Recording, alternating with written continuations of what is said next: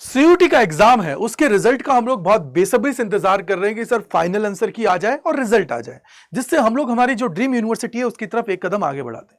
लेकिन यहां पे कुछ और ही चीजें निकल के आ रही हैं एनटीए के लिए।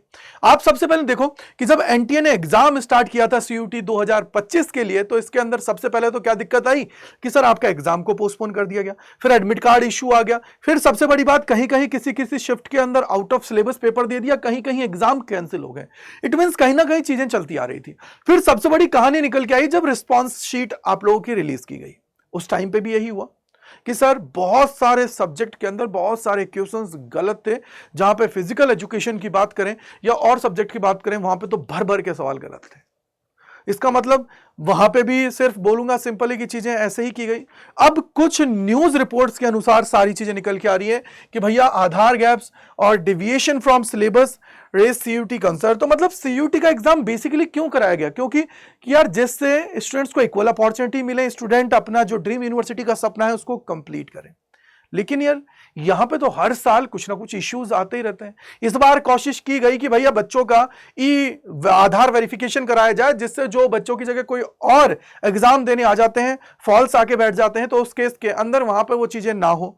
तो इन्होंने कोशिश भी की और बाद में पता लगा कि यार 4% से ज्यादा लोग फिर भी रह गए, स्टूडेंट्स रह गए। मतलब मिनिमम मैं जो बात कर रहा हूं अकॉर्डिंग टू दिस न्यूज 4% लोग फिर भी बच गए कि भैया जिनका आधार वेरिफिकेशन नहीं हुआ। ये बोलते हैं कि भैया बहुत ज्यादा बच्चे थे एक शिफ्ट के अंदर। अगर मैं इंग्लिश की बात करूं तो लगभग 43,000 से ज्यादा स्टूडेंट्स थे। तो इस वजह से क्या हुआ कि सारे बच्चे हैं उनका आधार वेरिफिकेशन नहीं हुआ, गेट के ऊपर अंदर जाके हमने मैच कर लिया। ये चीज इन्होंने बोली, लेकिन इन्होंने ऑफिशियल डेटा अभी तक नहीं दिया इस चीज का भी। और सबसे बड़ी बात जो देखने को मिली है वो ये है कि यहां पे अगर मैं एग्जांपल की बात करूं, distribution of candidate in different days and sessions, तो जैसे 19 तारीख की अगर मैं बात कर रहा हूं, 19/5 शिफ्ट 1 के अंदर लगभग 10,000, हिंदी की बात करें तो इस तरीके से आप लोग यहां देखो कि फिजिक्स के अंदर 4,940 है, जनरल एप्टीट्यूड टेस्ट की बात करते हैं तो 4,200, मैथमेटिक्स की बात करते हैं तो 10,260। कुछ ऐसी चीजें हैं जिसकी अगर मैं शिफ्ट वाइज बात करूं, ऑफिशियल डेटा नहीं है, ये डेटा इन्होंने यहां पे इस न्यूज एजेंसी के अकॉर्डिंग चीजें निकल के आई हैं। तो इट मींस यार अगर सीयूटी एग्जाम की बात करें तो अभी तक जो एनटीए है वो सुपर फ्लॉप हुई है इस एग्जाम को कंडक्ट कराने में। कहीं ना कहीं कुछ ना कुछ कमियां रही जाती हैं।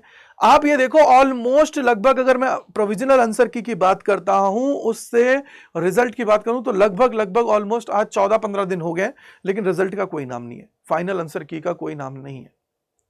तो ये क्या चीज है यार? अगर आप चाहते हो कि बच्चों के साथ इंसाफ हो तो पहले आप प्रोविजनल आंसर की को इस तरीके से तैयार करो ना कि जिससे गुंजाइश ही ना बचे, थोड़ा बहुत ऑप्शन बचे कि यार चलो ठीक है एक आध क्वेश्चन हो जाता है कि जब बल्क में आप लोग इतने क्वेश्चंस को कर रहे हो तो कहीं ना कहीं ऊपर नीचे हो जाती है, जिससे बच्चों को प्रॉब्लम हो जाए। पेपर का लेवल डिफिकल्टी अलग रखा गया, किस शिफ्ट में बहुत ज्यादा कर दिया गया, कुछ शिफ्ट के अंदर ईजी रखा गया। अब इसके अंदर बच्चे करें क्या, किस तरीके से आगे बढ़े?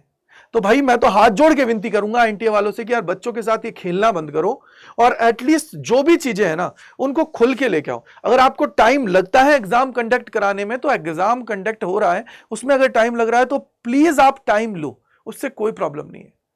लेकिन जल्दीबाजी के चक्कर में मत करो कि बाद में फिर पता लग रहा है कि यार कुछ और ही चीज हो रही है। आपके इसकी वजह से यूनिवर्सिटीज के सेशन लेट होते हैं, आप टाइमली चीजें कराते नहीं हो, फिर एक्सटेंड करते जाते हो, फिर बाद में पता लगता है कि यूनिवर्सिटीज के सेशन लेट हो गए। बच्चों के ऊपर चीजें बर्डन आता है क्योंकि उस टाइम पे फिर वो लोग टीचर स्पीड से पूरी चीजें कराते हैं। तो चीजें सही से हो, चीजें अच्छे से हो, बच्चे अपना ड्रीम है उसकी तरफ पहुंचे, आप पे विश्वास रखें, आपके साथ खड़े रहें कि हाँ यार सबसे बेस्ट एजेंसी है ये हम कहेंगे अगर सीयूटी का एग्जाम कराने वाली है तो। लेकिन उसके लिए चीजें करिए यार, एटलीस्ट बच्चों का भविष्य है उसके साथ तो मत खेलिए आप लोग। और भी बहुत सारी चीजें इसके अंदर लिखे हुए हैं, देखो ये रहा, देखो national testing agency in response to queries from TOI accepted the biometric authentication of all candidate were not done at centre entry gate. ये इन्होंने यहां पे बोल दिया है कि हर किसी का नहीं हुआ है, सबका नहीं हुआ है अगर मैं बात करूं तो। इसके अलावा the agency said Aadhaar details were validate during online application process for 96% of the 13.54 lakh registrations candidate, and the biometric data and photographs were captured inside the exam hall due to the time constraint between shifts। भैया time कम था इस वजह से ये लोग चीजें हुई हैं, तो सारे बच्चों का डेटा वो हुआ ही नहीं है।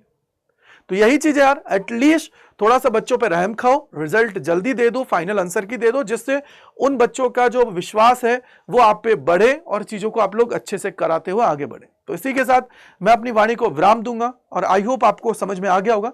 बाकी मिलते हैं यार, आई होप, मैं तो यही दुआ करूंगा भगवान से कि आप सभी का रिजल्ट बहुत अच्छा आए और आप लोग चीजों को अच्छे से करें और अपनी ड्रीम यूनिवर्सिटी की तरफ पढ़ें। और आप लोगों को पता है कि अपना जो CUET अड्डा काउंसलिंग चैनल है उसको आप लोग सब्सक्राइब कर लीजिए, जिससे आप सभी वहां पे काउंसलिंग से रिलेटेड चीजें कर पाए। So thank you and bye bye to all, god bless you, Jai Hind, जय भारत सभी को, बाय बाय टू ऑल।